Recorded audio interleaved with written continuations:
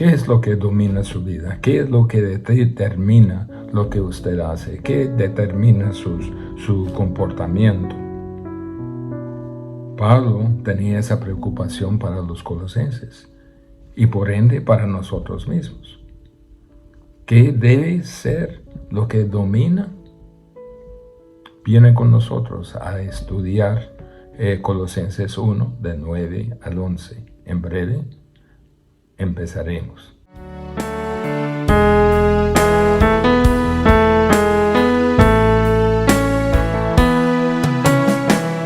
Mi pensamiento eres tú, Señor.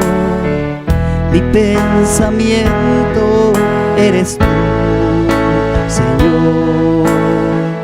Mi pensamiento eres tú, Señor. Mi pensamiento eres tú.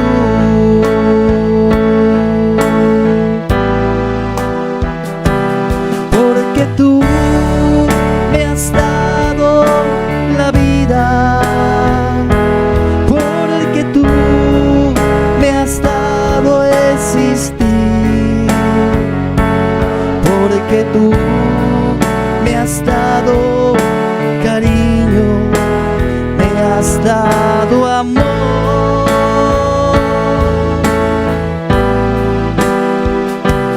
Porque tú me has dado la vida. Porque tú me has dado existir. Porque tú me has dado cariño, me has dado amor. Mi pensamiento eres tú, Señor. Mi pensamiento eres tú, Señor. Mi pensamiento eres tú, Señor. Mi pensamiento eres tú.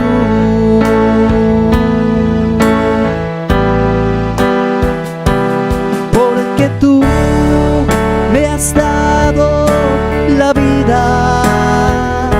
Porque tú me has dado existir. Porque tú me has dado cariño, me has dado amor.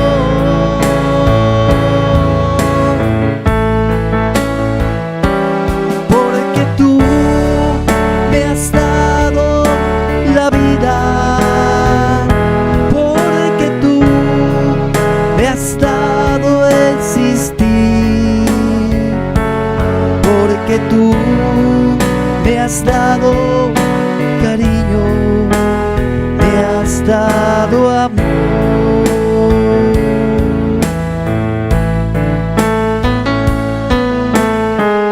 Así es, Señor. Nos sentimos, Señor, agradecidos, Señor Jesús, por las cosas tan maravillosas, Señor, que nos has dado, Señor. Por nuestros hijos, Señor, por nuestra salud, Señor, porque nos has guardado, Señor. Por eso te decimos, Señor, porque tú me has dado la vida. Porque tú me has dado el vivir. Porque tú me has dado cariño, me has dado amor.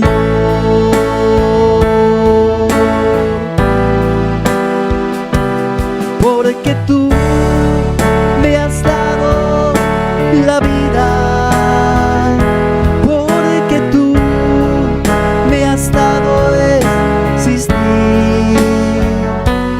Porque tú me has dado cariño, me has dado amor.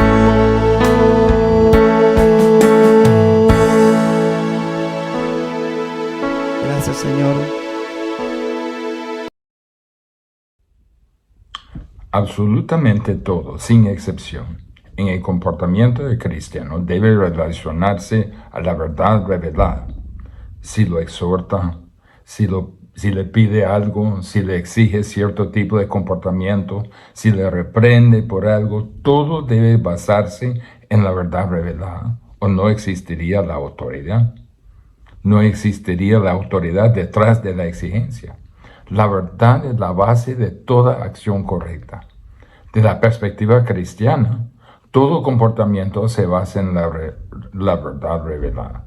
Deben haber absolutos antes de cualquier requisito para las acciones.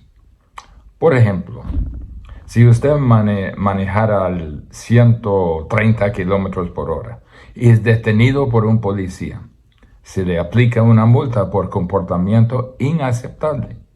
Manejando a 130 kilómetros por hora no es el comportamiento aceptable.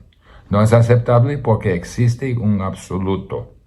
Aquel absoluto dice que el límite de velocidad es 80 kilómetros por hora.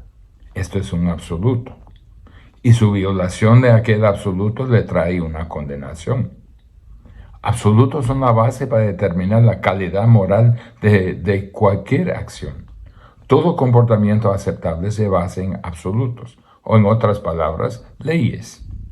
Si removimos todos los absolutos, no habrá manera de juzgar los actos de nadie desde una posición de moralidad y no podría condenar a ninguno.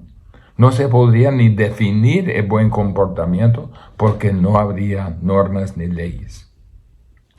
Para el cristiano, todo su comportamiento se basa en absolutos divinos. Dios determina principios y nos comportamos según estos principios. La única manera que tengo para evaluar la moralidad de mis acciones es de encontrar una norma, y a encontrarla tengo una autoridad por la cual puedo evaluarme. Todo comportamiento espiritual ha de ser evaluado en base a los absolutos establecidos en la palabra de Dios. La palabra de Dios es un libro de absolutos, de principios, de leyes. Y el primer objetivo en la vida cristiana es de aprender aquellos absolutos. Solo así podemos responder de manera correcta. Por ejemplo, ¿cómo sabría yo cómo nacer de nuevo si no sigo los absolutos de las Escrituras? ¿Cómo sabría qué hacer en la adoración de Dios si no entiendo lo que Dios espera en la adoración? ¿Cómo sabría qué hacer en mi trabajo si no sé lo que enseña la Biblia al respecto? ¿Cómo sabría cosa alguna si no entiendo las normas de Dios, sus principios y sus leyes? La mayoría, desgraciadamente, de cristiandad por muchos años han tratado de vivir un nivel alto de moralidad, sin realmente conocer la Biblia, sin entender los absolutos, sin entender los principios revelados en las Escrituras. Entonces, lo que Pablo está diciendo en Colosenses 1:9, por lo cual también nosotros, desde el día que lo oímos, no cesamos de orar por vosotros y de pedir que seáis llenos de conocimiento de su verdad. Eso es lo que Pablo está pidiendo. Estamos orando por ustedes y el objetivo de nuestras oraciones es que sean llenos de conocimiento de la voluntad de Dios. Eso es lo que Pablo está diciendo. Tiene que ser la base de conocimiento antes de que pueda proceder el comportamiento de él. Conocer a Dios, conocer su voluntad y conformarse a ello. Dios es supremo. Su palabra es autoritativa. Y esa palabra es la base de todo comportamiento. Deben conocer los principios ahí revelados. Veamos en versículo 9 que Pablo ora que sean llenos, totalmente controlados. Pablo está diciendo, pido que ustedes sean totalmente dominados con el conocimiento, un conocimiento profundo, no un entendimiento espiritual, superficial, sino por el conocimiento profundo de su voluntad. Quiero que sean totalmente controlados, dominados por un conocimiento profundo de la revelación de Dios, de sus absolutos, de sus principios. Y sigue adelante. En toda sabiduría, inteligencia espiritual. La sabiduría es sacar el principio de la Biblia y la inteligencia espiritual es aplicarlo. El objetivo para mí es meterme a la Biblia y aprenderla. Debo tener un conocimiento profundo de ella. Pero este conocimiento profundo debe transformarse en sabiduría. La sabiduría que de toda esa información de la Biblia saco principios que se puede aplicar a la vida. Eso es la sabiduría. Y eso es lo fundamental en nuestro estudio de la Biblia. Encuentra lo que significa, lo que es el principio, cómo se aplica a su vida e ir a hacerlo. Pablo ora que seamos dominados por el conocimiento profundo de la voluntad de Dios hasta el punto de ponerla en práctica. Tenemos que conocer los principios. Esto nos lleva a versículos 10 y 11. Versículo 10 empieza con las palabras ¿para qué? Dice aquí, para que andéis como es digno del Señor. Estas palabras, para qué, nos indica el propósito de conocer la voluntad de Dios. A conocer la verdad de la palabra de Dios y los principios de ella, habiendo transformándolos en realidades aplicables, habrá resultados. Aquí tenemos 5 resultados, 5 beneficios de conocimiento aplicado, conocimiento que se pone en práctica. Aquí están 5 cosas fantásticas que ocurren en nuestras vidas cuando somos dominados por los absolutos de Dios. Leamos en versículo 10. Para que andéis como es digno del Señor, agradándole en todo. El conocimiento de su voluntad resulta en andar como es digno del Señor, agradándolo en todo.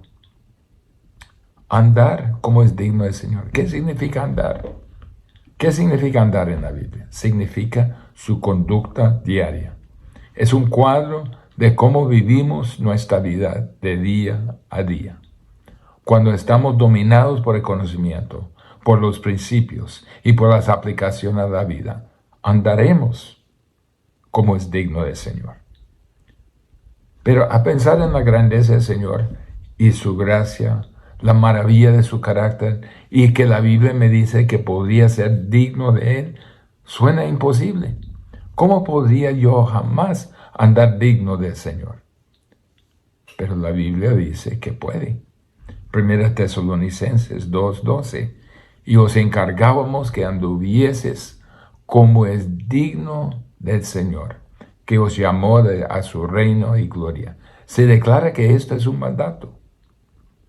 Es lo que se espera de nosotros. Efesios 4:1.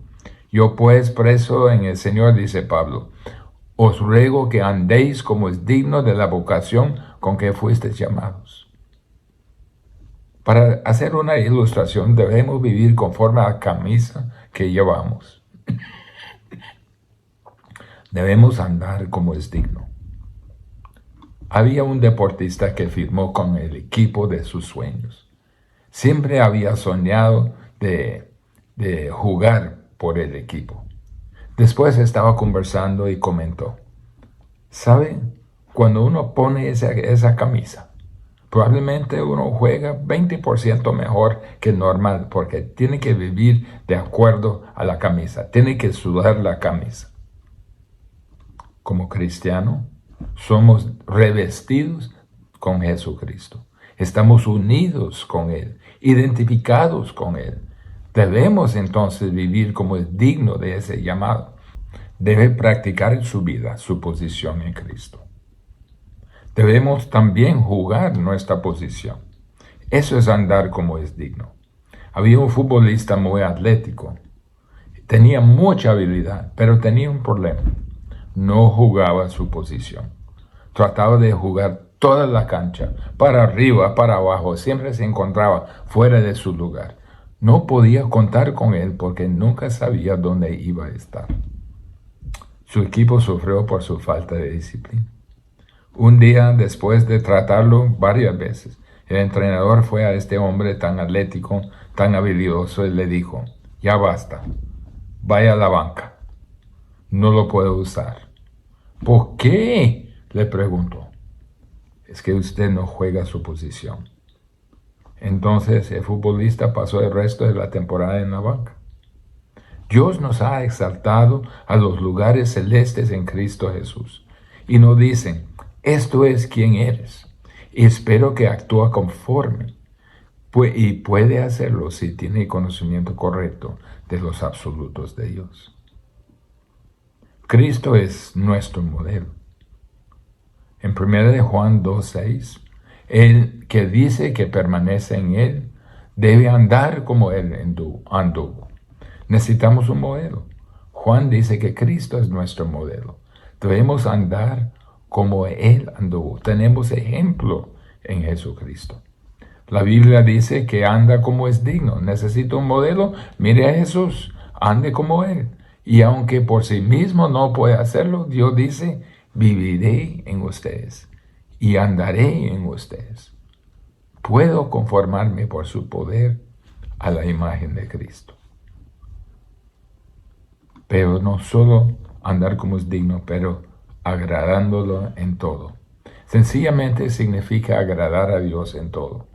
A conformarme a Cristo, estando totalmente sometido al Espíritu que mora en mí, entonces estoy andando como es digno y todo lo que hago agrada a Dios. Hay muchas personas que quieren andar como es digno, quieren agradar a Dios, pero si no viene por medio de conocer su voluntad, nunca lo logrará. Entonces el primer fruto, el primer resultado que vemos de conocer su voluntad y de ser dominado por su voluntad es de andar digno. El segundo fruto, el conocimiento de su voluntad resulta en una vida fructífera. Ese es el concepto de los hijos de Dios como árboles frutales. ¿Se acuerda del Salmo 1 que dice: será como árbol plantado junto a corrientes de agua, que da su fruto en su tiempo? ¿Pero qué es este fruto? El fruto es un producto de una vida de justicia, una vida de la justicia de Dios. Fruto puede ser buenas obras. Romanos 1:13 habla de llevando personas a Cristo. Dice Pablo: pero no quiero, hermanos, que ignoréis que muchas veces me he propuesto ir a vosotros, pero hasta ahora he sido estorbado. ¿Para qué? Para tener también entre vosotros algún fruto como entre los demás gentiles. Pablo quería el fruto de llevar a personas a Jesucristo. Hebreos 13:15 dice: así que ofrezcamos siempre a Dios por medio de él sacrificio de alabanza, es decir, fruto de labios que confiesen su nombre. Este fruto es alabanza. Filipenses 4:7. No es que busque dádivas, sino que busco fruto que abunde en vuestra cuenta. Estaba dando gracias a la iglesia de Filipos de apoyarlo económicamente. Fruto es dar dinero para la extensión del evangelio. Fruto puede ser muchas diferentes cosas, pero es producto de una vida justa, una vida vivida en el Señor. La única manera que va a haber esta producción fructífera y los actos de justicia es cuando conozca la verdad de la palabra de Dios. Cuando haya conocido la verdad de Dios. Cuando haya sacado los principios. Cuando haya los actualizado en su vida. Así va a ser. Así va a haber la productividad. Santiago 3:7 dice: pero la sabiduría que es de lo alto es primeramente pura, después pacífica, amable, benigna, llena de misericordia y buenos frutos, sin incertidumbre ni hipocresía. La sabiduría de Dios produce buenos frutos. Segunda de Pedro también habla de de este fruto. 2 de Pedro 1, 5 al 8. Vosotros también, poniendo toda diligencia por esto mismo, añadid a vuestra fe virtud, a la virtud conocimiento, al conocimiento dominio propio, al dominio propio paciencia, a la paciencia piedad, a la piedad afecto fraternal amor. Porque si estas cosas están en vosotros y abundan, no os dejarán estar ociosos ni sin fruto en cuanto al conocimiento de nuestro Señor Jesucristo. Conocer la verdad de Dios abona el suelo para producir el fruto en nuestra vida. Entonces no solo resulta en andar como es digno del Señor, también produce fruto, lleva fruto. El tercer resultado, el conocimiento de su verdad, resulta por el crecimiento de Dios. Miren lo que dice en versículo 10, perdón. Creciendo en el conocimiento de Dios. Creciendo. Va a crecer. Va a avanzar por el conocimiento de Dios. La palabra aquí traducido en, creciendo en el conocimiento de Dios, es mejor traducirse porque ilustra el instrumento del crecimiento. Entonces dice, resulta por el crecimiento de Dios. Crecimiento es un instrumento del crecimiento. Crecimiento significa maduración. Maduración es ser más y más como Cristo. Efesios 4:13 dice, hasta que todos lleguemos a la unidad de la fe y del conocimiento del Hijo de Dios, a un varón perfecto, a la medida de la estatura de la plenitud de Cristo. Ese es nuestro objetivo. La maduración es el proceso de ir de donde estoy hasta allá. Esto es el proceso de crecimiento.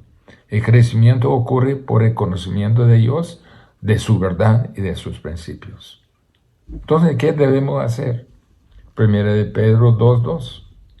Desead como niños recién nacidos la leche espiritual no adulterada, para que por ella crezcáis para la salvación. Dice antes que la leche es la palabra de Dios que nos hace crecer. Es nuestro sustento. Entonces, el tercer resultado de conocer su voluntad resulta en el crecimiento, resulta por el crecimiento en Dios. Pero también, en cuarto lugar, dice en versículo 11, fortalecidos con todo poder, conforme a la potencia de su gloria. El conocimiento de su voluntad resulta en nuestro fortalecimiento. Por este conocimiento práctico, conocimiento aplicable, conocimiento de los principios de Dios, vamos a salir fortalecidos. Fortalecidos con todo poder. Dios dispone de todo su poder para fortalecernos, conforme a la potencia de su gloria. No hay límite de su intervención en nuestra vida. Podemos ser fortalecidos con el poder divino, la manifestación misma del carácter de Dios, de su persona en nosotros. Fortalecidos está la palabra fortalecidos está en el tiempo presente, lo que significa que tiene acción continua. No significa cuando es algo que Dios le da un estilo de empujón y le dice, buena suerte, ya va por cuenta propia. No, cuando es salvo, Dios empieza su poder sustentador por toda la vida. Estará continuamente fortalecido con todo poder. Este fortalecimiento es obra del Espíritu Santo. Efesios, algunas páginas atrás, Efesios 3:16, dice, para que os dé conforme a la riqueza de su gloria, el ser fortalecidos con poder en el hombre interior, por su Espíritu. Cuando Dios le hizo su Espíritu, cuando Dios le hizo su Hijo, el Espíritu Santo vino a morar en su vida. ¿Se acuerda de Hechos 1:8? Pero recibiréis poder cuando haya venido sobre vosotros el Espíritu Santo, y me seréis testigos en Jerusalén, en toda Judea, en Samaria, hasta lo último de la tierra. El Espíritu ha venido a nuestra vida. Juan 16:13 dice, pero cuando venga el Espíritu de verdad, Él os guiará a toda la verdad, porque no hablará por su propia cuenta, sino que hablará todo lo que oyere y os hará saber las cosas que habrán de venir. El Espíritu nos guía a la verdad, y conociendo la verdad, conociendo la voluntad de Dios, conociendo los principios y aplicándolos en nuestra vida, contamos con el Espíritu Santo en nuestra vida. Entre más que sabemos de la palabra de Dios, lo más que sometemos a su palabra, lo más que sacamos los principios de su palabra, lo más que aplicamos aquellos principios, lo más fuerte nos hacemos.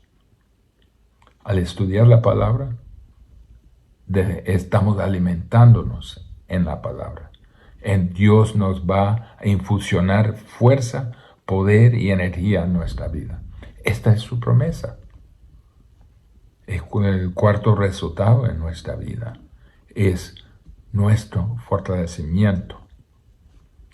Para eso nos trae al quinto resultado. Dice, continúa en versículo 11, para toda paciencia y longanimidad. El conocimiento de su voluntad resulta en la perseverancia. El conocimiento da perseverancia. ¿Qué es lo que nos ayuda a perseverar en la prueba? Es el conocimiento de las promesas de Dios.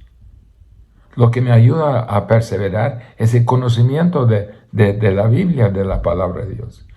¿Por qué? Porque me ayuda a perseverar el conocimiento de su carácter, cómo es Dios y qué hace Dios. También el conocimiento de sus promesas, lo que nos ha prometido para ayudarnos a que perseveremos. Me ayuda a perseverar el conocimiento de sus propósitos, especialmente cuando estoy pasando tiempos difíciles, pero me ayuda a perseverar porque conozco que Él tiene propósito en mi vida, y conociendo los propósitos me ayuda a perseverar. Sé que Dios está obrando en mí, que me está perfeccionando.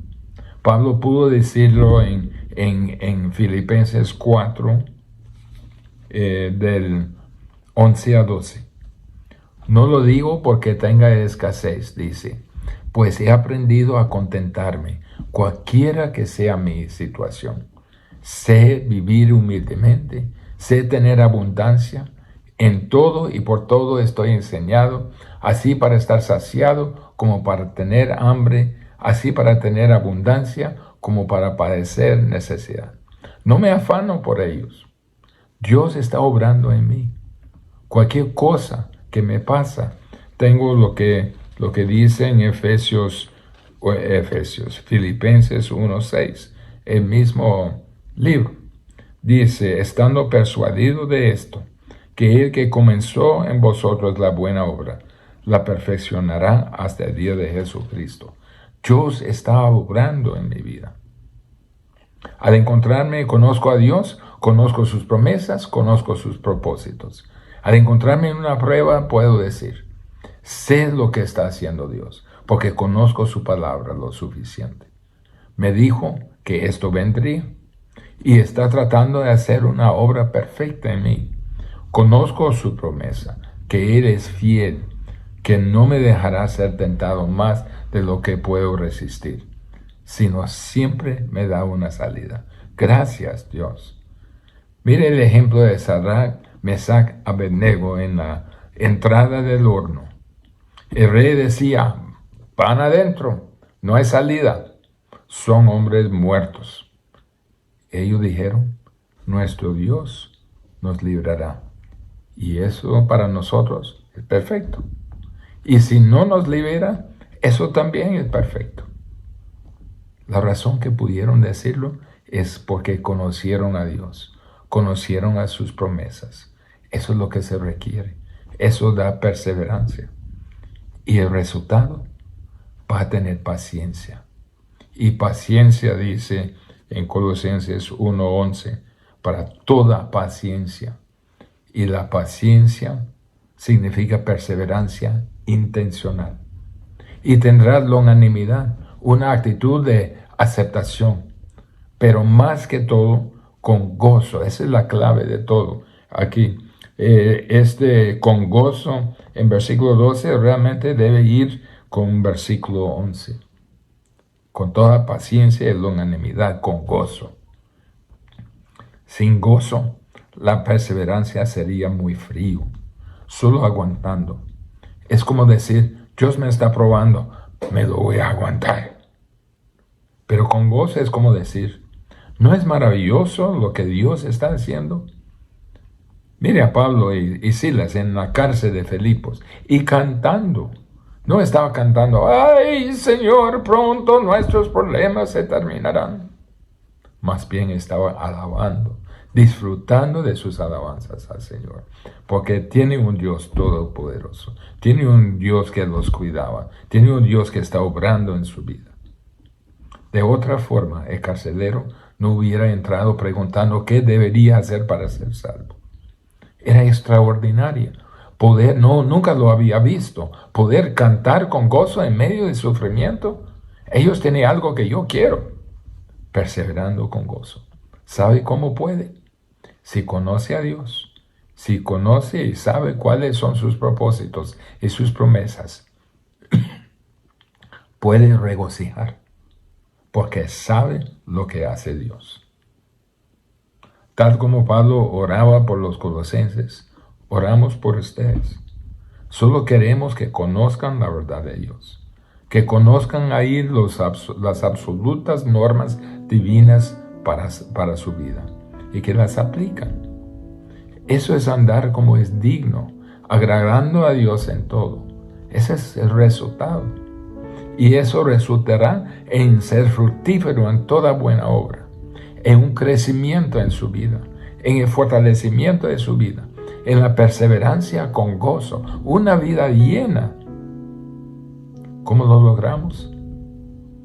Ser lleno de conocimiento de su voluntad, sacar los principios de las Escrituras, aplicarlos y vivirlos. Oremos. Padre, gracias por tu Espíritu que mora en nosotros, que nos guía a toda la verdad. Padre, ayúdanos a ser diligentes en tu palabra, conociendo tu palabra, que podamos usar bien tu palabra para conocer tu voluntad, que resulte en andar digno de ti, Señor. Eso es nuestro anhelo y eso pedimos en el nombre de Jesús. Amén.